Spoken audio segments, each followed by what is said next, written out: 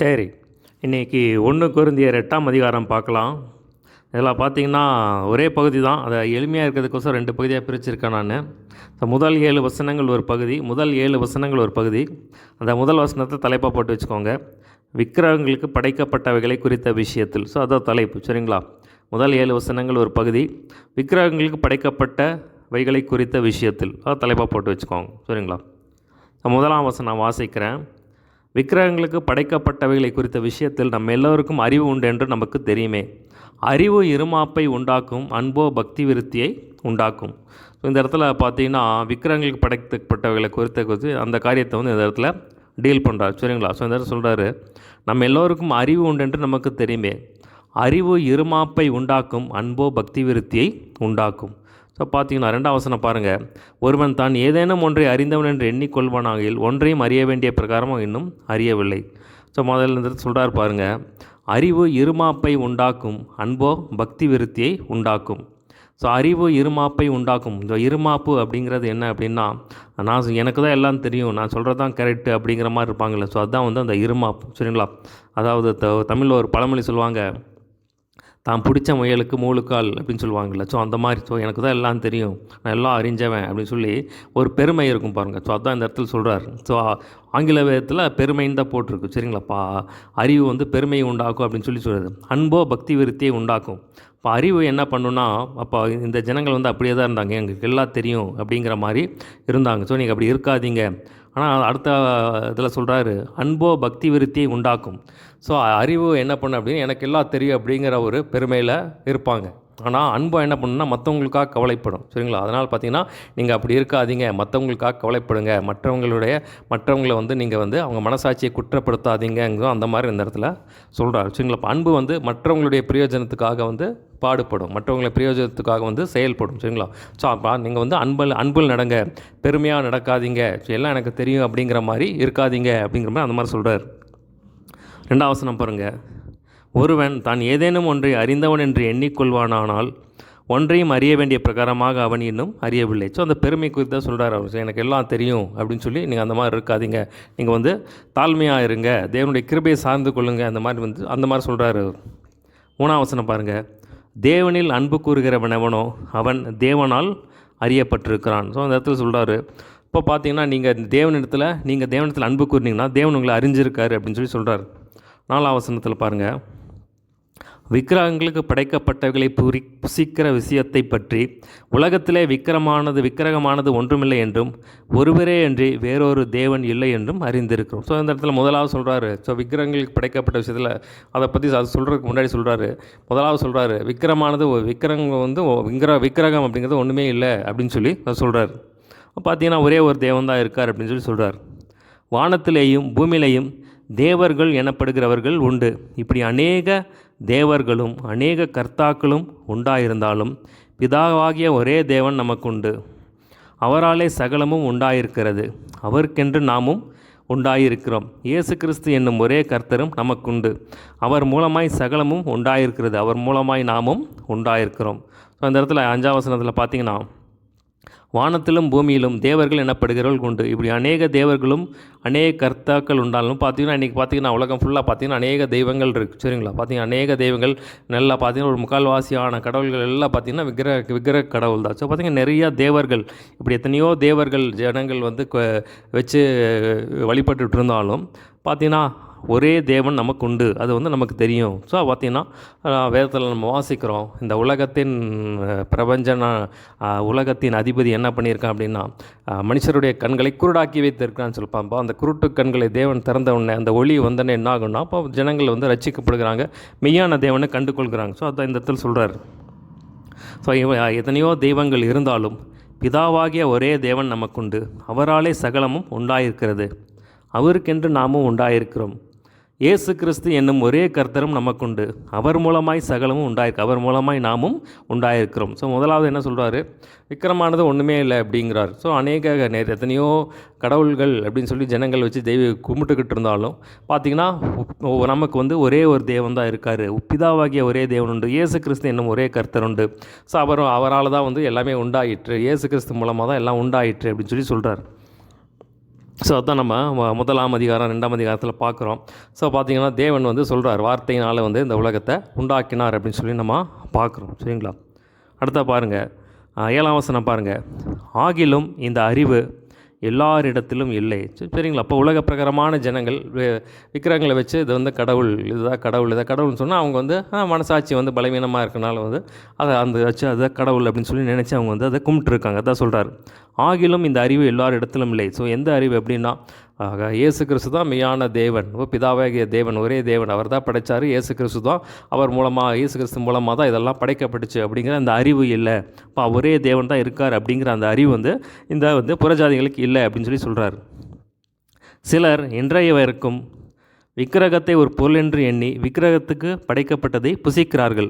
அவர்களுடைய மனசாட்சி பலவீனமாக இருப்பதினால் அது சிசைப்படுகிறது. ஸோ அதான் சொல்கிறார். ஸோ பார்த்தீங்கன்னா இது வந்து அவிசுவாசிகளை குறித்து சொல்கிறார். சரிங்களா? அப்போ பார்த்தீங்கன்னா அவிசுவாசிகள் இல்லை புறஜாதிகள் என்ன பண்ணுறாங்க, பார்த்திங்கன்னா விக்கிரகங்கள் தான் தெய்வம் அப்படி வச்சு அது வந்து அதுக்கு படைக்கப்பட்டதை வந்து சாப்பிட்றாங்க. ஏன்னா பார்த்திங்கன்னா அவர்களுக்கு வந்து இந்த அறிவு இல்லை. எந்த அறிவு இல்லைன்னா, இப்போ இயேசு கிறிஸ்து தான் மெய்யான தேவன், அவர் தான் உலக ரட்சகர் அப்படிங்கிற இந்த அறிவு இல்லை. ஸோ அவர் மூலமாக தான் எல்லாம் உண்டாயிற்று, பிதாவாகிய ஒரே தேவன் நமக்கு உண்டு.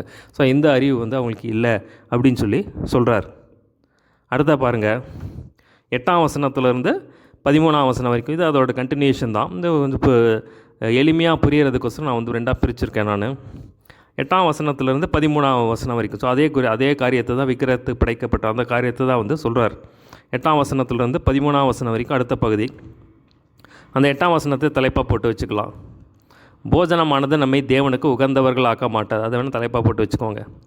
போஜனமானது நம்மை தேவனுக்கு உகந்தவர்கள் ஆக்க மாட்டாது. ஸோ 8ஆம் வசனம் தலைப்பாக போட்டு வச்சுக்கோங்க. 8 முதல் 13 வரை அந்த அடுத்த கடைசி பகுதி. 8ஆம் வசனம் பாருங்கள். போஜனமானது நம்மை தேவனுக்கு உகந்தவர்கள் ஆக்க மாட்டாது.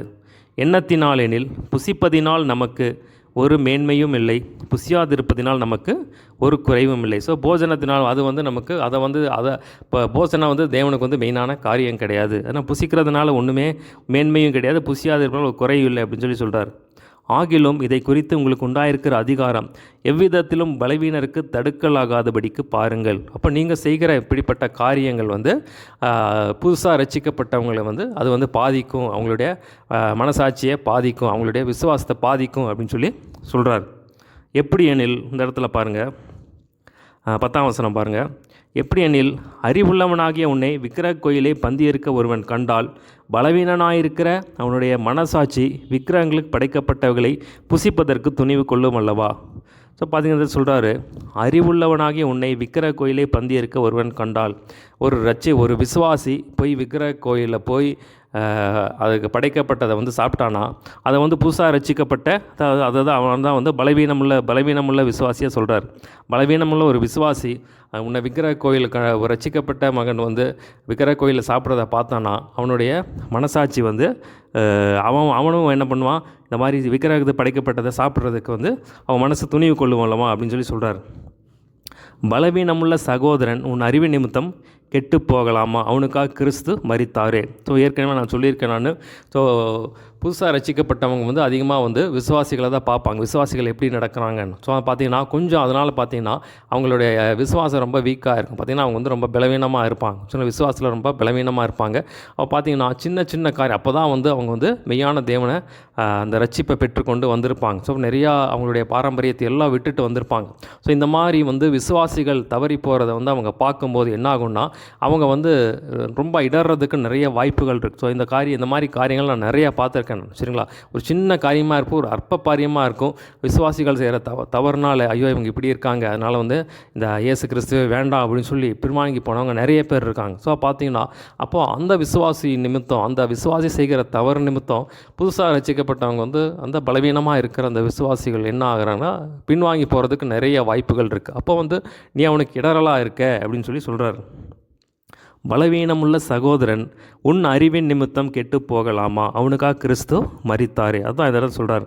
இப்படி சகோதரருக்கு விரோதமாய் பாவம் செய்து பலவீனமுள்ள அவர்களுடைய மனசாட்சியை புண்படுத்துகிறதுனாலே நீங்கள் கிறிஸ்துக்கு விரோதமாய் பாவம் செய்கிறீர்கள். ஸோ அதான் சொல்கிறாங்க, நீங்கள் இந்த மாதிரி செஞ்சீங்கன்னா அதை பார்த்தீங்கன்னா நம்ம வேதத்தில் பார்க்குறோம், ஒருவனுக்கு இடரல் உண்டாக்கினால் அவனுடைய கழுத்தில் எந்திரக்கல்லை கட்டி சமுத்திரத்தில் ஆழத்திலே அமுத்துகிறது அவனுக்கு நலமாக இருக்கும் அப்படின்னு சொல்லி சொல்கிறார். சரிங்களா? அப்போ பார்த்தீங்கன்னா இப்படி சகோதரனுக்கு விரோதமாய் பாவம் செய்து பலவீனமுள்ள அவர்களுடைய மனசாட்சியை புண்படுத்துகிறதுனால நீங்கள் கிறிஸ்துவுக்கு விரோதமாய் பாவம் செய்கிறீர்கள். ஸோ நீங்கள் பாவம் செய்கிறீங்க அப்படின்னு சொல்லி சொல்கிறார். ஸோ இந்த மாதிரி பார்த்தவங்க இடர்கள் உண்டாக்குற மாதிரி நீங்கள் போய் செஞ்சிங்கன்னா சரிங்களா?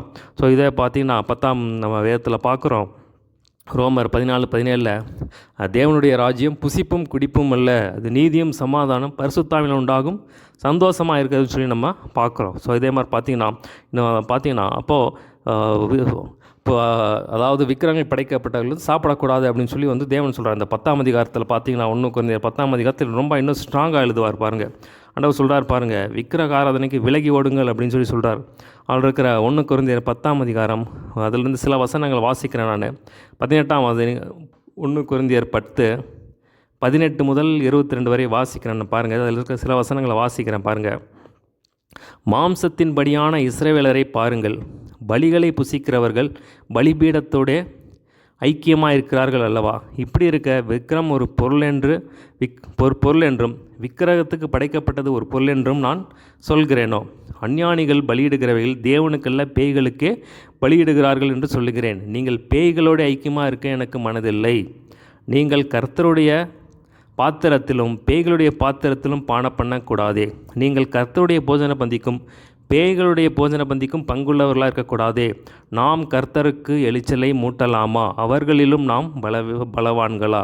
ஸோ இந்த இடத்துல தேவன் ரொம்ப கோமா சொல்கிறார் பாருங்கள். அப்போ விக்கிரக ஆராதனை வந்து தேவன் வந்து ரொம்ப அருவருக்கிற ஒரு காரியம், தேவனுக்கு எரிச்சல் கொண்டு வருகிற ஒரு காரியம். ஸோ இந்த இடத்துல சொல்கிறாரு, இப்போ இஸ்ரவேல் ஜனங்கள் வந்து ஒரு பலிகளை செலுத்துகிறாங்க. இப்போ பழைய ஏற்பாடு இஸ்ரவேல் பலிகளை செலுத்துகிறாங்க, அதுக்குரிய காரியங்களை சாப்பிட்டாங்க அப்படின்னா அந்த பலிபீடத்தோட ஒரு கனெக்ஷன் இருக்குது. ஸோ அதே மாதிரி வந்து விக்கிரகத்துக்கு படைக்கப்பட்டது நீங்கள் சாப்பிட்டீங்கன்னா அந்த விக்கிரகத்தோட உனக்கு கனெக்ஷன் இருக்குது அப்படின்னு சொல்கிறாங்க. ரட்சிக்கப்பட்ட நீ எப்படி விக்கிரக படைக்கப்பட்டது நீ சாப்பிட்லாம் அப்படின்னு சொல்லி தேவன் இந்த இடத்துல தேவன் எரிச்சல் உள்ளவராக இருக்கிறார் அப்படின்னு இந்த இடத்துல சொல்கிறார். சரிங்களா?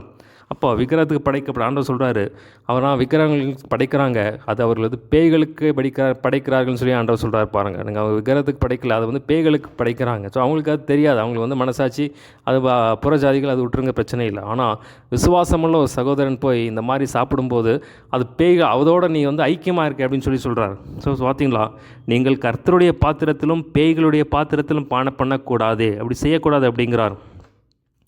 நீங்கள் கர்த்தருடைய போஜன பந்திக்கும் பேய்களுடைய போஜன பந்திக்கும் பங்குள்ளவர்களாக இருக்கக்கூடாது. ஸோ பார்த்தீங்கன்னா நீங்கள் விக்கிரக கோயில் படைத்ததை போய் சாப்பிட்டீங்கன்னா நீங்கள் விக்கிரகத்தோடு உங்களுக்கு பங்கு இருக்குது அப்படின்னு. அப்போ தேவனோடையும் பங்கு, விக்கிரகங்களோட பங்கு அப்படி இருக்கக்கூடாது அப்படின்னு சொல்லி சொல்கிறார். அடுத்த வசனத்தை சொல்கிறார் பாருங்கள், நாம் கர்த்தருக்கு எரிச்சலை மூட்டலாமா? அவர்களிலும் நாம் பலவான்களா? சரிங்களா? அப்போ அது ரொம்ப ஒரு முக்கியமான காரியம் பாருங்கள். இந்த இடத்துல இது 10ஆம் அதிகாரத்தில் இன்னும் நல்லா விரிவாக எழுதுகிறார். சரிங்களா? இப்போ இந்த இடத்துல பாருங்கள் 24ஆம் வசனம் பாருங்கள். 1 கொரிந்தியர் 10:24 ஒவ்வொருவனும் தன் சுய பிரயோஜனத்தை தேடாமல் பிறனுடைய பிரயோஜனத்தையே தேடக்கடவன். சரிங்களா? அப்போ பார்த்தா பிறனுடைய பிரயோஜனத்தை தேடுங்க அப்படின்னு சொல்லி சொல்கிறார். ஸோ பார்த்தீங்கன்னா இப்போ விக்கிரகங்கள் படைத்ததை சாப்பிடக்கூடாது அப்படின்னு சொல்லி சொல்கிறார்.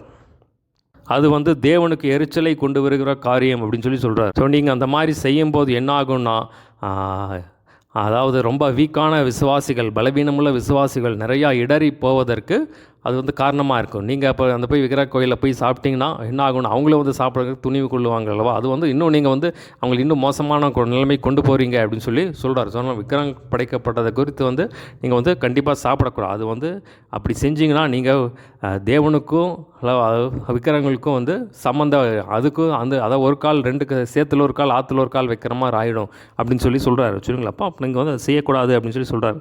13ஆம் வசனம் பாருங்கள், ஆதலால் போஜனம் என் சகோதரனுக்கு இடரல் உண்டாக்கினால் நான் என் சகோதரனுக்கு இடரல் உண்டாக்காதபடிக்கு என்றைக்கும் மாம்சம் புசியாதிருப்பேன். ஸோ இந்த இடத்துல சொல்கிறார் பாருங்கள், இது அப்போ பவுல் சொல்கிறாரு, எப்படியாவது சிலரை ஆதாயம் படுத்தி கொள்ளும்படிக்கு நான் எல்லாருக்கும் எல்லாம் ஆனேன் அப்படின்னு சொல்கிறார். இந்த இடத்துல சொல்கிறேன்னா, அப்போ என் சகோதரன் நான் ஒரு புதுசாக ஒருத்தனை ரட்சிப்புக்குள்ளே கொண்டு வந்துட்டேன்னா அவனுக்கு மாம்சம் பிடிக்காது அப்படின்னு நான் என்றென்றைக்குமே மாம்சம் புசிக்க மாட்டேன். அப்போ நான் மாம்சம் புசிக்கிறதுனால அவருக்கு இடரல் உண்டாகும். அதனால் வந்து நான் மாம்சம் புசிக்க மாட்டேன். அப்போ பார்த்தீங்கன்னா அந்த ஆத்மாவனை ஆதாயப்படுத்தி கொள்வேங்களும் அந்த மாதிரி சொல்கிறார். அந்தளவுக்கு வந்து ஒரு அர்ப்பணிப்பாக இருக்கேன் அப்படின்னு சொல்கிறார். சரிங்களா?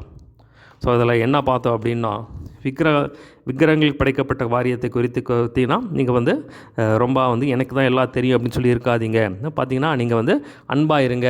பார்த்தீங்கன்னா மற்றவங்களுடைய பிரயோஜனத்துக்காக வந்து நீங்கள் வந்து அதை கன்சிடர் பண்ணுங்கள் அப்படின்னு சொல்கிறார். ஸோ அதை பார்த்தீங்கன்னா முதல் சொல்கிறாரு, விக்கிரகமானது ஒன்றும் இல்லை அப்படின்னு சொல்கிறாரு. அடுத்த பார்த்தீங்கன்னா ஒரே ஒரு தேவன் தான் நமக்கு உண்டு, பிதாவாகிய ஒரே தேவன் உண்டு, இயேசு கிறிஸ்து என்னும் கர்த்தர் நமக்கு உண்டு. ஸோ இதை பார்த்தீங்கன்னா இது வந்து புறஜாதிகளுக்கு தெரியாது. ஸோ அதனால் வந்து இன்றைக்கி வந்து அவங்களுக்கு வந்து என்ன விக்கிரகம் வந்து ஒரு கடவுள்னு சொல்லி வந்து அதுக்கு படைக்கப்பட்டதை வந்து அவங்க வந்து சாப்பிட்றாங்க. ஏன்னா அவங்க மனசாட்சி பலவீனமாக இருக்குது, புறஜாதிகள் அப்படி நடக்கிறாங்க அப்படின்னு சொல்கிறாங்க. ஆனால் நீங்கள் வந்து அப்படி நடக்காதீங்க அப்படின்னு சொல்கிறாரு. ஸோ போஜனமானது நம்மை தேவனுக்கு வந்து உகந்தவர்கள் ஆக்க மாட்டாது அப்படின்னு சொல்கிறாரு. ஸோ அதே மாதிரி பார்த்தீங்கன்னா நீங்கள் ரட்சிக்கப்பட்ட ஒரு விசுவாசி போய் விக்கிரக கோயிலில் போய் சாப்பிட்டிங்கன்னா அதை வந்து புதுசாக இருக்கிற பலவீனமான ஒரு விசுவாசி பார்த்தா அவனும் வந்து அதை சாப்பிடுவான்ல. அப்போ அவனும் வந்து இன்னும் நீங்கள் பாவத்துக்குள்ளே உள்ளாக்குறீங்க. பார்த்தீங்கன்னா உன் நிமித்தம் வந்து நீ செய்கிற தவறு நிமித்தம் அந்த பலவீனமுள்ள ஒரு அந்த சகோதரன் வந்து கெட்டு போகலாமா, பின்வாங்கி போகிறதுக்கு நிறைய வாய்ப்புகள் இருக்குது. இப்போ அவனுக்காக வந்து கிறிஸ்து மரித்தார், அவன் இப்போ தான் ரட்சிக்கப்பட்டு வந்திருக்கான், உன் நிமித்தம் வந்து அவன் இன்னும் வந்து இடறி போகிறதுக்கு நிறைய வாய்ப்பு இருக்குது, அதுக்கு நீங்கள் வாய்ப்பு கொடுக்குறீங்க அப்படின்னு சொல்கிறார்.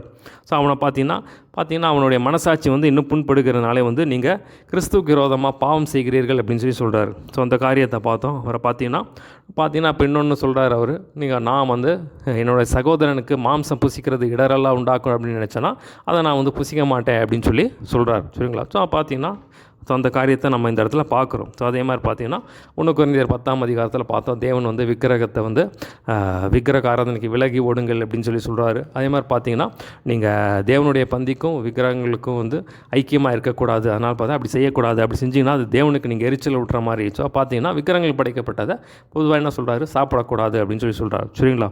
ஸோ ஒரு சின்ன ஜாம் பண்ணி முடிச்சிடலாம். ஏசப்பா, நீர் எங்களுக்கு கற்றுத்தந்த வசனங்களுக்காய், வாக்கியங்களுக்காய், வார்த்தைகளுக்காய் உமக்கு நன்றி செலுத்துகிறோம் ஆண்டவரே.